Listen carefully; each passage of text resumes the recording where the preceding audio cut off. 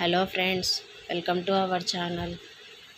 ఎంతో రుచికరమైన సోజీ రవ్వతో పూరీల రెసిపీ తయారీ విధానం చూద్దాం.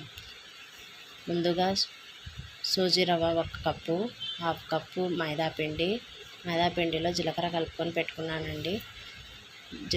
పిండి, రుచికి సరిపడా salt, 1/2 table spoon baking soda, 1 table spoon oil వేసి బాగా కలుపుకొని ఆ తర్వాత కొంచెంగా వాటర్ వేసి చపాతీ పిండిలాగా తడుపుకొని మూత పెట్టి ఒక 10 నిమిషాలు నానబెట్టుకోవాలండి. ఆ తర్వాత స్టవ్ ఆన్ చేసి కడాయి పెట్టి నూనె వేసి నూనె వేడెక్కిన తర్వాత లో ఫ్లేమ్లోనే చిన్నగా పూరీలు రుద్దుకొని డీప్ ఫ్రై చేసుకుంటే ఎంతో రుచికరమైన సోజీ రవ్వతో పూరీలు రెడీ అయిపోయినాయండి. పల్లీ చట్నీతో సర్వ్ చేసుకుంటే టిఫిన్ రెడీ అయిపోయిందండి. Thanks for watching. లైక్ చేయండి, షేర్ చేయండి, సబ్స్క్రైబ్ చేయండి, కామెంట్ చేయండి.